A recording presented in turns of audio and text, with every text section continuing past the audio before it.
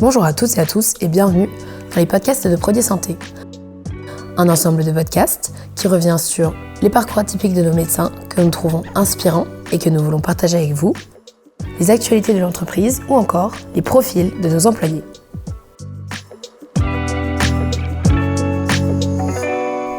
Bonjour à tous et à tous, je m'appelle Maxence et dans cet épisode, je vais vous parler du combat quotidien du docteur Simon Douala contre le surpoids et l'obésité. Le docteur Simon Douala est médecin généraliste spécialisé en nutrition et en santé publique. En juin 2022, elle publie un livre intitulé « Insulinorésistance, l'autre pandémie, repérer et combattre ce tueur silencieux pour rester en bonne santé ». Son but est double, informer ses lecteurs et prévenir des conséquences de l'insulinorésistance dans un contexte de surpoids ou d'obésité. Je me propose de vous raconter son histoire. Elle a grandi au Cameroun, mais vit en France depuis plusieurs années. Et en 2016, elle décide de retourner au Cameroun, entreprend le voyage. Et quand elle arrive à Yaoundé, elle est sous le choc. Elle ne s'attendait pas à être confrontée au problème du surpoids. Quand elle m'explique son ressenti, elle hésite, elle cherche ses mots, elle est un petit peu troublée. Et finalement, elle me dira, et ça m'a marqué, j'étais vraiment horrifiée. Il faut savoir qu'à Yaoundé, 3 personnes sur 4 sont en surcharge pondérale. C'est l'une des causes de maladies et de mortalité les plus importantes dans les capitales africaines. Le médecin m'explique qu'on a souvent en tête l'image d'une famine endémique en Afrique. Mais au Cameroun, par exemple, tout pousse, la production est très diversifiée. Aujourd'hui, en termes de santé publique, c'est impossible de concevoir l'Afrique sans traiter des conséquences du surpoids et de l'obésité. Le 2 mai 2022, un rapport de l'Organisation mondiale de la santé indiquait que 2/3 des adultes dans le monde étaient concernés par l'obésité ou le surpoids. L'insulinorésistance, c'est en fait une perturbation du fonctionnement de l'insuline due au surpoids, surtout abdominal. En réaction à l'insulinorésistance, le pancréas il va augmenter sa sécrétion d'insuline. On parle alors d'hyperinsulinisme.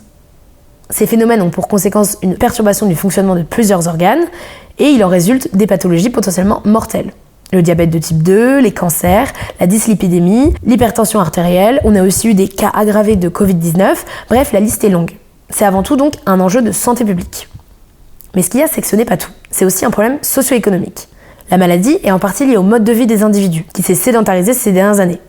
Les gens font moins d'exercice, ils consomment plus d'aliments caloriques, riches en graisse et en sucre. Je suis sûre que vous avez des exemples qui vous viennent soudainement en tête concernant votre propre expérience ou celle de votre entourage. Le traitement des maladies liées à l'insulinorésistance est aussi un poids important pour le budget des ménages et de l'État. C'est aussi un sujet difficile à prendre en charge sur le plan social parce que, en fait, dans certains pays, par exemple au Cameroun, le surpoids n'est pas perçu comme une pathologie, en fait. C'est vu comme un signe de beauté extérieure. Dans la plupart des cas, les patients se sentent aussi coupables et ont du mal à changer leurs habitudes. C'est un thème qui est très peu abordé dans les études de médecine, par exemple en France. Les médecins ne se spécialisent pas dans ce domaine. Donc cet ensemble de constats va pousser le docteur Simon Douala à se mobiliser. Pour cette maman de 3 enfants, âgée de 55 ans, ça va être le début d'un combat qui va lui demander énormément de temps, d'énergie et aussi de l'argent. Mais elle est toujours aussi passionnée quand elle en parle et c'est très inspirant. Alors, dans un premier temps, elle va faire des campagnes d'information dans des entreprises au Cameroun. Dans ses conférences, elle va expliquer comment lutter contre le surpoids en changeant par exemple ses habitudes quotidiennes. Par exemple, il faut pratiquer une activité sportive régulière et ça peut se faire progressivement. Le médecin va aussi chercher à généraliser les tests OMA-IR. Donc ce sont des tests qui sont disponibles depuis une quinzaine d'années et qui permettent de dépister et d'objectiver l'insulinorésistance. Mais le problème, c'est que peu de patients savent qu'il existe et tous les laboratoires ne sont pas en mesure de fournir les tests. Elle a un projet à terme, c'est en fait d'inclure ces tests OMA-IR dans les bilans de santé annuels qui sont réalisés par les salariés mais aux frais de l'entreprise. Et il faut savoir que ces méthodes portent leurs fruits. Elle m'a cité par exemple le cas d'une jeune religieuse dont elle avait croisé la route au Cameroun en septembre 2019. Très vite, elle se rend compte que cette personne est en surcharge pondérale. Elle m'expliquait qu'en fait, elle scannait un petit peu les patients qu'elle croisait automatiquement. Elle me disait, moi je ne vais pas retenir la couleur des yeux ou la couleur des cheveux d'une personne, mais je vais savoir directement si cette personne est en surpoids abdominal. Alors elle lui fait faire le test qui indique effectivement qu'elle est en surpoids. Avant de repartir, le médecin va donner quelques conseils simples à appliquer. Mais vraiment, c'est dans les grandes lignes. Et quelques mois plus tard, 3 mois plus tard, elle retourne rendre visite à cette jeune religieuse et il se trouve qu'elle a maigri. Lorsqu'elle fait les tests bilan, tout est normal. Aujourd'hui, le docteur Simon Douala prend la plume pour informer.